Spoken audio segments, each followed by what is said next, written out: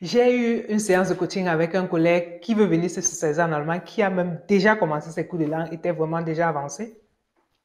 Alors, une séance de coaching comme ça consiste bien sûr à, on a un plan de travail bien précis et surtout à la fin, vous donner les outils dont vous avez besoin, la stratégie la meilleure pour vous, pour réussir ce projet.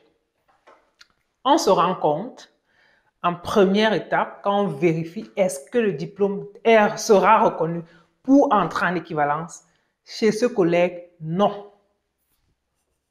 Non, son diplôme n'était pas reconnu dans le système éducatif allemand. Gros problème. Gros problème. Ça veut dire il ne peut même pas passer ses FSP-KP. Parce que même pour passer ça, il faut que le diplôme soit reconnu, soit appartient à la catégorie reconnue dans le système éducatif allemand. Ça ne veut pas dire qu'il est assimilé au diplôme allemand, mais il vous donne la possibilité de passer la procédure d'équivalence.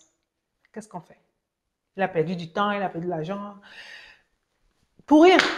Or, il aurait pu s'épargner tout ça, opter pour une autre stratégie s'il avait agi avant. Donc, pour éviter de se retrouver dans ce genre de problème, clarifier certaines questions bien avant les années. Alors, de quoi est-ce qu'il s'agit?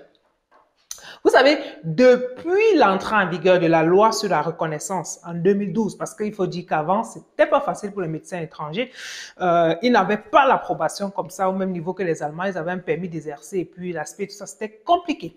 Alors, il y a maintenant une démarche, il y a des structures qui sont bien organisées pour ranger le diplôme, la qualification étrangère dans le système allemand. Cette démarche consiste à classifier le diplôme, la qualification étrangère dans le système allemand. Comment est-ce que mon diplôme peut être utilisé en Allemagne? Comment est-ce que mon université est reconnue en Allemagne? Comment est-ce que je peux utiliser mon diplôme légalement dans le système allemand? Qui est mon interlocuteur par rapport à cette formation, par rapport à ce diplôme-là? Ça a été très bien établi. Et ce sont des choses qu'il faut vérifier avant. Alors, on a trois possibilités. Possibilité A, mon diplôme, mon université est reconnue comme tel et en Allemagne, mon diplôme, ma profession, ma qualification, je suis qualifié pour une équivalence. Donc, ça veut dire le fait que mon diplôme soit reconnu, le fait que ma profession soit reconnue, ne veut pas dire que c'est assimilé au diplôme allemand. Non, ça veut dire que je suis qualifié pour l'équivalence, c'est-à-dire cette procédure FSP-KP là. C'est en fait ça. Le diplôme est reconnu, qualifié pour la procédure d'équivalence, mais pas reconnu, genre assimilé au diplôme allemand. Ça, c'est la première, ça c'est catégorie A. Catégorie B, mon université, mon diplôme n'est pas reconnu comme tel dans le système allemand. Donc, voilà, je pense, pour quand on est dans une université d'État, dans son pays, enregistré et tout, ça, on appartient à la catégorie A. Catégorie B, voilà, je sais pas, ça peut être, il faut vérifier en fait. Donc, c'est pas reconnu.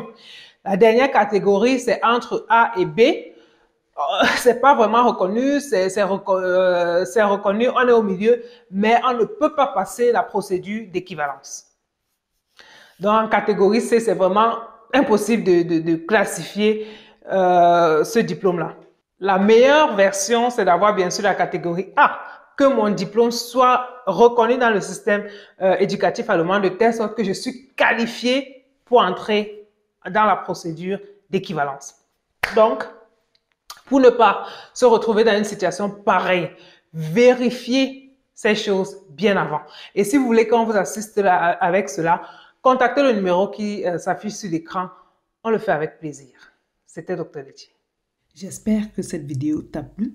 Si tu connais des personnes pour qui ces informations seraient utiles, n'hésite pas à partager cela avec elles.